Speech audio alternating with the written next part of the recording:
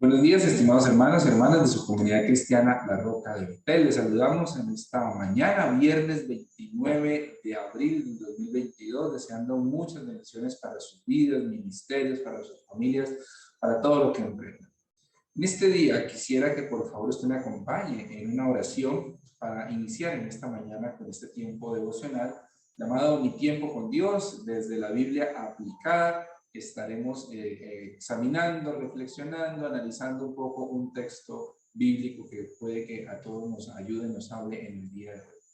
Señor y Dios, te damos gracias, Padre bendito, por tu misericordia, por tu amor, por lo que haces, Señor. Gracias por, Dios mío bendito, sustentarnos, guardarnos y protegernos. Bendícenos, Señor, en cada momento de nuestras vidas. Y te damos gracias, Señor, poniendo en tus manos este día, poniendo en tus manos este tiempo que estaremos aquí, esta reflexión del día de hoy, para que tú nos ayudes, Señor, nos bendigas y nos ayudes a ser hombres y mujeres más sabios y sabias, que puedan, Dios mío bendito, solucionar las dificultades a través de todas estas cosas que tú nos enseñarás en este momento. En el nombre poderoso del Señor Jesús te damos gracias. Amén y amén. Bien, mis hermanos y hermanas, en esta mañana, teniendo en cuenta que hemos estado reflexionando en el libro de Números, yo quisiera pedirle que por favor usted me acompañe al libro de Números capítulo 36.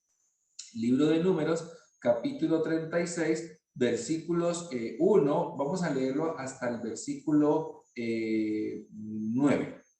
Capítulo 36, versículos 1 hasta el 9. Dice así: Los jefes de las familias patriarcales de los clanes de Galaad fueron con Moisés y con los otros jefes de familias patriarcales israelitas. Galaad era hijo de Maquir y nieto de Manasés, por lo que sus clanes descendían de José. Les dijeron: cuando el Señor te ordenó repartir por sorteo la tierra entre los israelitas, también te ordenó entregar la heredad de nuestros hermanos Zelofejad a sus hijas.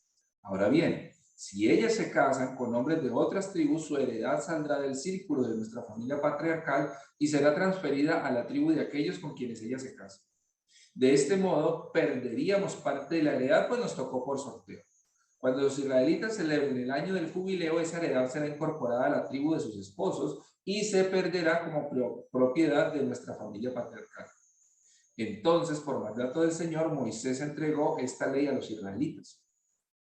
La tribu de los descendientes de José tiene razón. Respecto a las hijas de Zelofejad, el Señor ordena lo siguiente: ellas podrán casarse con quien quieran, con tal que se casen dentro de la tribu de José. Ninguna heredad en Israel podrá pasar de una tribu a otra, porque cada israelita tiene el derecho de conservar la tierra que su tribu heredó de sus antepasados. Toda hija que herede tierras en cualquiera de las tribus deberá casarse con alguien que pertenezca a la tribu patriarcal de sus antepasados. Así cada israelita podrá conservar la heredad de sus padres. Ninguna heredad podrá pasar de una tribu a otra, porque cada tribu israelita debe conservar la tierra que heredó. Aquí nosotros vemos una historia, nosotros vemos aquí un problema, una situación bien complicada y bien difícil. Esta mañana, esta reflexión, le hemos titulado ¿Cómo resolver problemas comunitarios? ¿Cómo resolver problemas comunitarios? Y cuando hablamos de una comunidad, estamos hablando del barrio, estamos hablando del lugar donde vivimos, del entorno donde vivimos, pero también estamos hablando de la familia, estamos hablando de la iglesia, estamos hablando del trabajo, estamos hablando de todos aquellos aspectos en donde nosotros tenemos que lidiar, bueno, no lidiar sería la palabra, pero convivir con más personas. En el trabajo tenemos que convivir con otros, con otras, en la familia tenemos que convivir con otros, en la iglesia tenemos que convivir, trabajar en equipo con otros, en el barrio tenemos que vivir y probablemente trabajar o llegar a algunos acuerdos comunitarios para que nos permiten vivir en comunidad en los lugares donde estamos.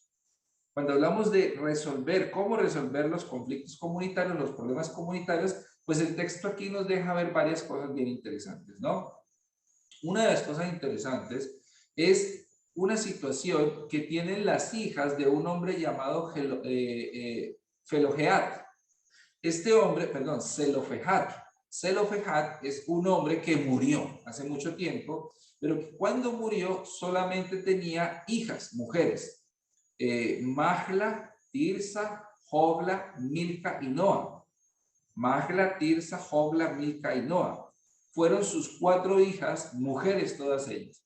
De ahí que hubo un problema con eso, porque cuando este hombre muere, y obviamente a él le correspondía por heredad, por sorteo, cuando llegaran a la tierra prometida, él le iba a tocar una tierra, pero el problema era si él ya murió y no hay hijos hombres, y el hombre no tiene hermanos, no tiene otra persona que le herede, ¿quién le va a heredar? Y entonces la pregunta era bien importante, porque uno puede decir hoy en día, pues ¿quién va a heredar? Pues las hijas, ¿no? Son sus hijas que le hereden las hijas, pero en aquel tiempo en Israel las mujeres no heredaban. ¿Por qué las mujeres no heredaban? Porque las mujeres cuando se casaban iban a compartir la heredad del marido. Por lo tanto, ellas no tenían heredad porque lo que se les heredara a ellas finalmente terminaba siendo del esposo cuando se casaran. Entonces las mujeres no tenían heredad. Esta historia se relata en el capítulo 27. Yo quisiera, por favor, leerla, que me acompañe usted al mismo libro de Números, capítulo 27, y vamos a leerlo del 1 al 11. Dice así: Mahlán, Noa, Hogla, Milca y Tirsa pertenecían a los clanes de Manasés, hijo de José, pues eran hijas de Zelofehad, hijo de Jefer, hijo de Galaad, hijo de Maquir, hijo de Manasés. Las 5 se acercaron a la entrada de la tienda de reunión para hablar con Moisés y el sacerdote Eleazar, y con los jefes de toda la comunidad. Ellas fueron a acercarse a hablar, y les dijeron: nuestro padre murió sin dejar hijos, pero no por haber participado en la rebelión de Coré contra el Señor. Murió en el desierto por su propio pecado. ¿Será borrado de su plan el nombre de nuestro padre por el solo hecho de no haber dejado hijos varones? Nosotras somos sus hijas. Danos una heredad entre los parientes de nuestro padre. Moisés le presentó al Señor el caso de ellas, y el Señor le respondió: lo que piden las hijas de Zelofehad es algo justo, así que debes darles una propiedad entre los parientes de su padre. Traspásaselas a ellas la heredad de su padre. Además, diles a los israelitas: cuando un hombre muera sin dejar hijos, su heredad será traspasada a su hijo. Si no tienen hija, sus hermanos recibirán la herencia. Si no tiene hermanos, entregará la herencia a los hermanos de su padre. Si su padre no tiene hermanos, entregará la herencia al pariente más cercano de su clan para que tome posesión de ella. Este será el procedimiento legal que seguirá a los israelitas, tal como yo se lo ordené a Moisés. Entonces, ya Números 27 nos presenta el problema de las hijas de Zelofehad. Él deja unas hijas, ellas son mujeres, las mujeres no heredan, ¿verdad? Pero ellas van y presentan el problema a Moisés. Moisés va y presenta el problema al Señor, el Señor da la orden, Moisés se lo presenta al pueblo y el pueblo acoge esa orden de parte de Dios porque al pueblo le parece que es justo.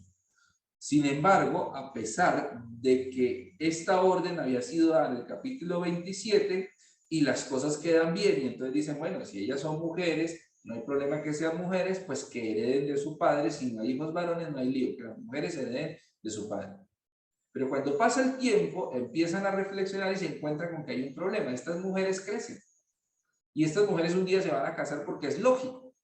Pero cuando se casen, si se llegan a casar con hombres de otra tribu, así sea de Israel, son israelitas todos, pero de otra tribu, ¿cuál va a ser el problema? El problema es que cuando se casan con los hombres de otras tribus, pues ellas se deben ir a donde sus hombres, a donde sus esposos, perdón, y la heredad de ellas pasa a la propiedad del esposo también. Como la propiedad de ella pasa a ser del esposo, si el esposo es de otra tribu, pues entonces esta tierra que era de esta tribu, ahora pasa a ser tierra de otra persona de otra tribu.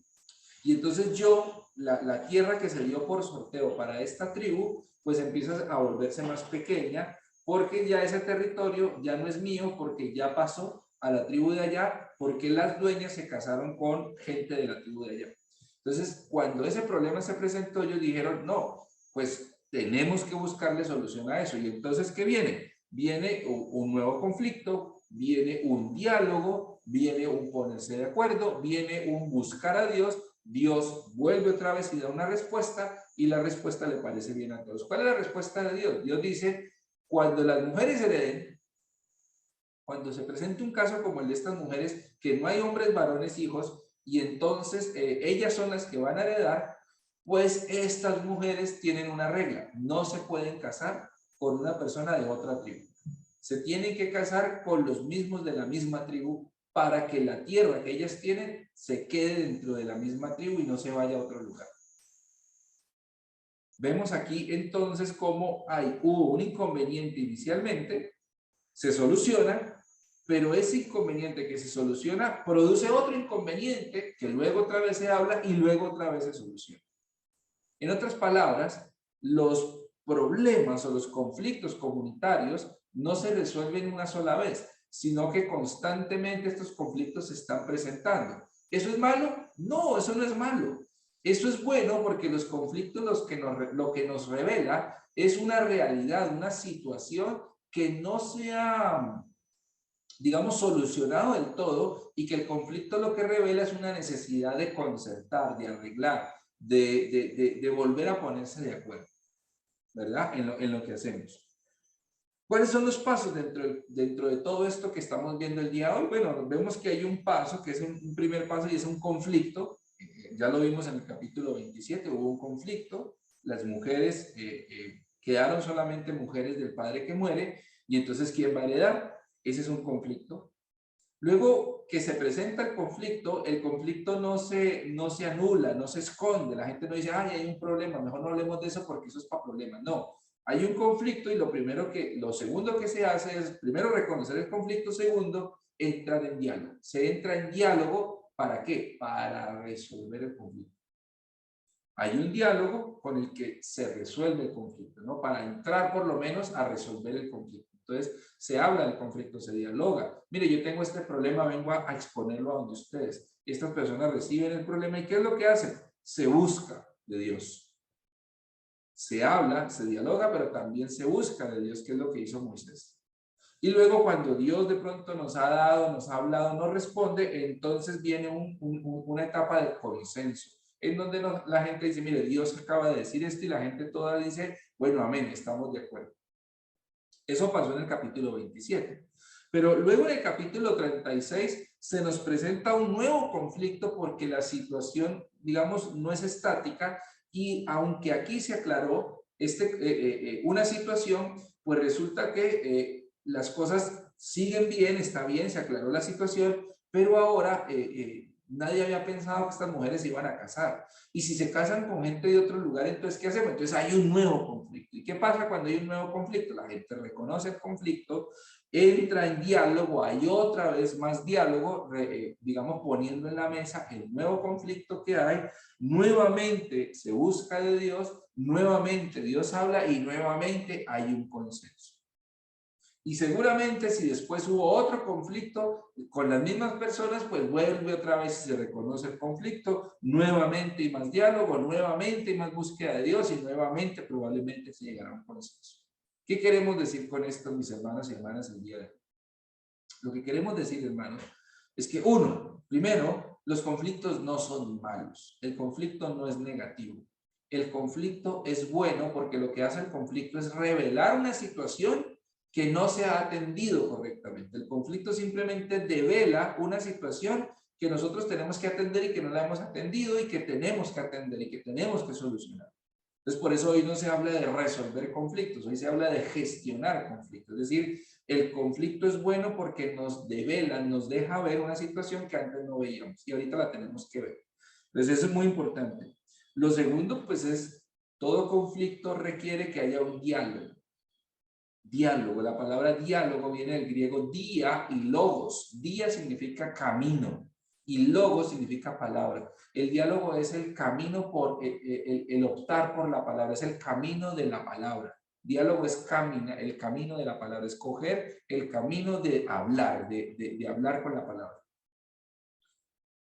Porque un conflicto, alguien podría pensar que lo soluciona peleando, alguien podría pensar que lo soluciona asesinando, alguien podría pensar que lo soluciona enojándose, alguien podría pensar que lo soluciona con las armas.